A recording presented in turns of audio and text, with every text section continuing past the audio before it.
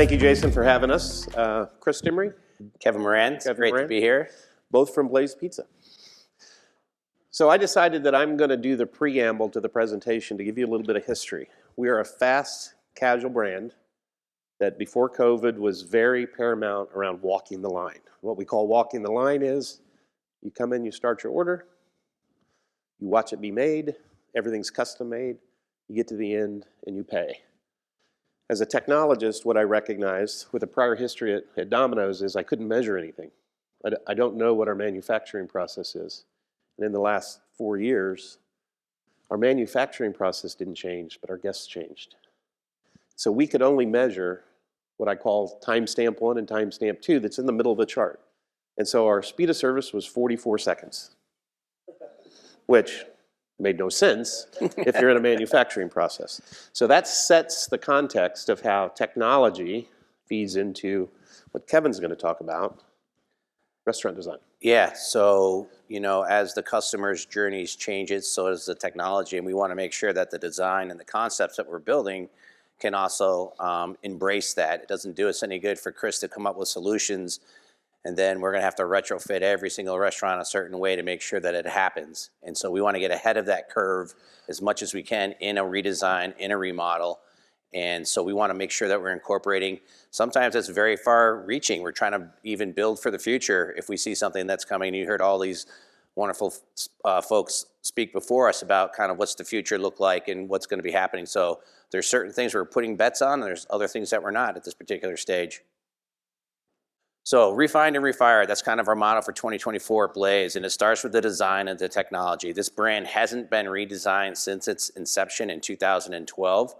I've been here 10 months, and it was paramount that this happen as fast as possible.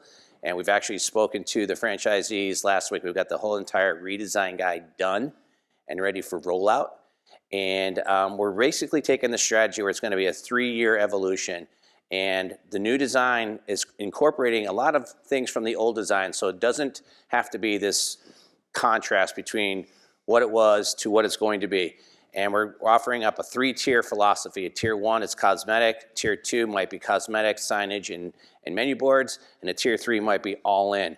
Obviously, the things that Chris is going to talk to you about, or the things that impact your businesses from a technology standpoint, has to be incorporated into this timeline of the remodel that in what you're looking to seek and do. And so if you're in the technology realm or you deal with the CTO, lots of technologies can happen overnight, but most of them take out a little time to figure out from a brand perspective how they work. So I'm working with Kevin as part of Tier 1, what technology are we going to change? Tier 2, Tier 3, as we move forward. So I had a legacy point of sale solution that would not allow me to innovate. So 2.5 years ago, I said, we're switching out our point of sale solution. Most technology people, they do that one time in their life and they say, I never, ever want to do that again, right? This is my 4th one. Did almost 300 locations in 10 months. It's been seamless because I picked a good partner, and this is my 4th time, and I made a lot of errors the first 3 times, perhaps, right? But what I did is I chose a cloud-based solution that allowed me to put a point of sale at the front of the line. So now I know when these orders start, and I'm going to track the manufacturing process with the goal to still have a 9-minute start to bump target for our guests, because we are speed, speed, speed with hospitality. So we still capture payments. Obviously, we want to collect our money, and we've implemented a kitchen display system at the end of the line, and it gives us certain things that we didn't have before. What we rapidly figured out, which was a side effect, is now we capture 100% of our crust upgrades. What we found in some of our locations is they were only charging for the crust upgrades like 70% of the time. So for some of our locations, it was a net monthly increased revenue of $3,200. So that's a huge, it's not increased sales, it's just reallocating waste that you used to write off into its actual revenue. It offers us choices like, when do we offer loyalty?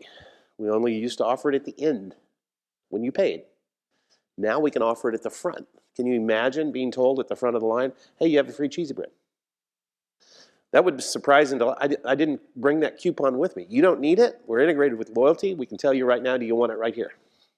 So there's implications across marketing, technology, and design of the locations. Yeah, I think, obviously we were talking about speed, speed, speed. Blaze, the Z in Blaze, and we have this model, it's called Zoom, go really fast. So that's one of our anchors in the name. And I think one of the things that Chris is gonna also help us with, and we've been talking about, having talent and keeping talent and turnover and all these things that are happening. There are a lot of restaurants in our system today that have some of this manufacturing management, and there's some that are in other brands. I got to sit through a Five Guys manufacturing process, and they're being so innovative that they're actually paying employees that for every hour that they get certain number of percentage below the 9 minutes or 7 minutes or whatever their target is, they're giving money back to the team. And so now they're motivated, and now you got some innovation, you got some incentives going on that will help, hopefully, one, with your system that you're trying to do, but also retain employees because they are now a part of the, we'll call it profit sharing that's going on within that location. What I'm talking about here is the asset management guide. We have a guidebook that we're going to be distributing to all of our franchisees. It's a paint by numbers. Here's a remodel. I think one of the common things that I heard yesterday, and even with the young gentleman that was speaking up here right before we broke out, is we're not going to be draconian about our remodels. We are going to come to the table with what things can look like, but we're going to have variations. If you want the turquoise blue in your lights and you don't want it in the seating, then don't put it in the seating. If you want black chairs with the red tops, then do that. We stay within the color palette, stay within the materials, but any mix and match of that's going to work. Every space has its own unique feel about it, and I don't want to jam a square peg in a round hole, right? That's just not what I want to do.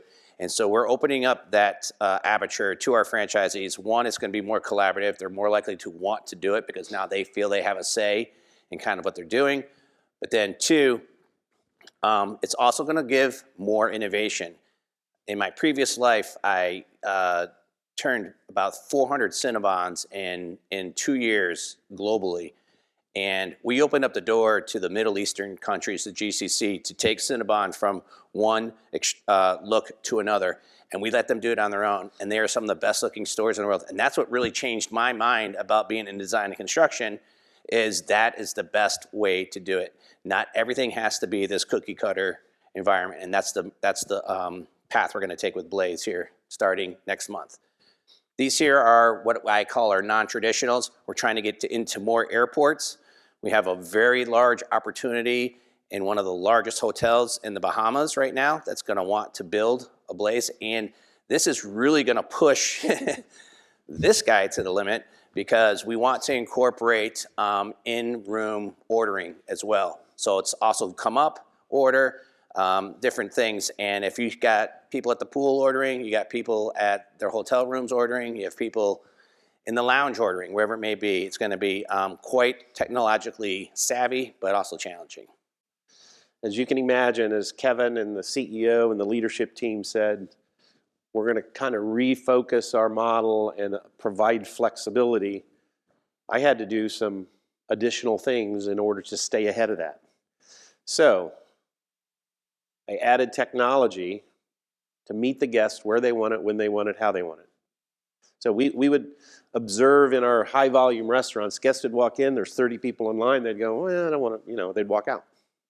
So he said, and what's going to happen at an airport?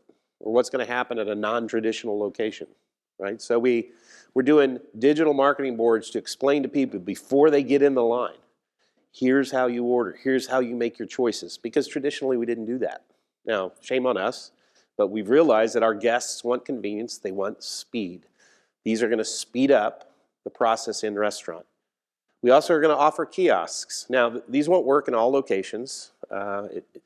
In order to make kiosks really, from an ROI perspective, good, is you have to remove labor. So labor's not easy to remove. Normally, they just reallocate it. However, for DELCOs, kiosks are an ideal model. So we have kiosks implemented, seamless operation. We've already operational tested it, so now it's an option for Kevin as he talks to franchisees. Say, you want to do a kiosk in your restaurant? We can do it. Here's the ROI on it. Part of my job as a CTO is innovation, but it's cost-effective innovation, and it's also smooth out the guest experience in conjunction with development and marketing. So we also introduced a new technology. It's not new, but we said we haven't done it before, so we're going to try it. It's called QR code ordering at the table. Now everybody's familiar with, you can get your menu at the table. Well, now you can order and pay at the table and you just wait for the hospitality ambassador to bring your food out to you. That's not a traditional Blaze Pizza model, but our guests have changed, and we would be remiss if we ignored all the hospitality cues that the previous speakers have given us. We're 30% approximately off premises. Similar to one of the previous speakers, we started at about 6%. We landed at about 30 after COVID. So if we ignore that off-premises guest, we're going to lose a lot of our business. So we're doing things like when they walk in, we'll tell them what the status of their order is. It's being prepared or it's ready. Because we have a choke point in some of our locations. They ordered online, they walk up and they're like, do you have my order? Well, now we'll tell them it's being made. It's like the old Sears model. When you walked in and you ordered online, for those of you that remember Sears, I used to get frustrated when I'd go to the pickup station, I didn't know what the status of my order was. Now I can just say, oh, it's being made, I'm ready. And when it's ready, I go pick it up. We're also doing SMS texts. A lot of online companies, they will email you your receipt and say it's going to be ready in 35 minutes. But your manufacturing process is not stagnant. It changes based on flow real time. So ours, in our 12 corporate restaurants, we monitor it real time, and the SMS text we say changes for that order. So our guests are saying, your order is going to be ready in 5 minutes, not 35, or 40 minutes, not 35. So it's more accurate, predictive ordering at a cost-effective method. And so my job, in conjunction with Kevin and everybody else, is to provide technology, provide innovation where our guests want it, when they want it. I think the interesting thing is, we have a name, we have a slogan, we call it choose your way to blaze, right? And Chris is helping us understand what's the right way. Is it ordering at the table with your kiosk? Is it actually I want to talk to someone face to face? Or do I want to work at a kiosk? Or, however it may be. Well, it's also choose your ways to blaze. And here's another format that we're coming up with. This is a DELCO, a delivery and drive-through. And what we're also understanding, and one of the speakers before me was talking about COVID and people coming back to work. One of the biggest things that we've seen in all the design, all the construction, and all the real estate, and all the analysis that we've been doing is people are still not coming back to work. He said Tuesday, Wednesday, we hope Thursday. So he's getting 2 days a week. Well, guess what? The restaurant that I had right around the corner from his office and your office and your office and your office is not getting that business anymore. There's no one in the buildings. And I think if you look at the studies nationally, most commercial buildings are probably 30 to 40% empty. That's not good. It's not good for us that are in the spots that we were in. So now we've got to get innovative. We've got to choose your way to blaze. It's not just choose your way to blaze how you want to order. It's choose your way to blaze. Where do I want to go and where do I want to get it? So we're getting innovative with the 1,000 square foot non-traditional. We're developing these delivery codes, DELCOs, and it's very similar to what you saw yesterday with smalls and the storage containers and the ability to leverage the costs and the infrastructure. That's a pad. That's super easy to get to. That could be in a parking lot. That could be a lot of different places. We want people to choose their way to blaze. And these are some of the ideas we're coming up with. So I want to talk about the remodels just a little bit. We've done 2 remodels in the past 2 months. And one of the remodels was our Las Vegas location. For those of you who are familiar with the multi-unit conference that goes on in Vegas, we were like, we have to have that Vegas location, the closest to the strip, looking the best that it could look without completely redoing it. We spent $22,000 in this location. That's it. And it showed that we were top of mind. We had new uniforms. We went through some new training with those folks, and we're seeing almost an 8% same-store sales 10 weeks prior, 10 weeks after. That's for $22,000. We'll take that all day, every day. It's already paid for itself, which is fantastic. The one on the top right is in Cincinnati or Mason, Ohio. This one was also a remodel, but this one was what we would call a tier 2, not a full makeover. And this individual, this franchisee, was actually able to have the landlord participate in this, and he gave him dollar for dollar. He spent 30, he got 30. He spent 60, he got 60. And so that was a great investment for us as well. And they're seeing 5.4% sales 10 weeks before, 10 weeks after. What does the remodel tell you? It tells customers, employees that your organization is committed to being relevant and the leader in the field. And when you're doing these types of things, you have to be thinking forward with the technology fronts. What comes first? Does the technology come first and then you build for the technology? Or are you building and all of a sudden you have to say, hey, I need to have this in there and now I'm going to incorporate it. Chicken or the egg? I think right now the technology is leading that front, and we heard the numbers today, how fast it's growing and what's going on. But if we are not hand in hand in this endeavor, it will never work. It has to be hand in hand. And then arm yourself for the battle, right? Prioritize your goals, understand what your high impact elements are, and maybe your high impact element is the KDS system, is the digital marketing boards, is those technology pieces. And sometimes that also requires you, if you're going to have that, I have to redesign my store. So you have to understand all the puts and takes, and every store is different. If you try to jam square pegs in round holes, you're going to end up spending more money than you probably should have, and you're not going to be meeting the customers the way they want to be met. Do yourself a favor. Go sit in your restaurants. Go stand there. Look at the traffic patterns. Who's coming in? Do they want to get in and out in 3 minutes? Do they want to sit down and have a drink and talk to a friend, coffee, juice, whatever it may be? Have to factor in your closure time too. So you have to understand that I'm not going to be generating revenue when these are closed. Or you might say, I don't have to close. I'm just going to do a tier 1, and I can do it at night. I can do it at night for a week, and I can get my new lights up, a paint done, and Technology.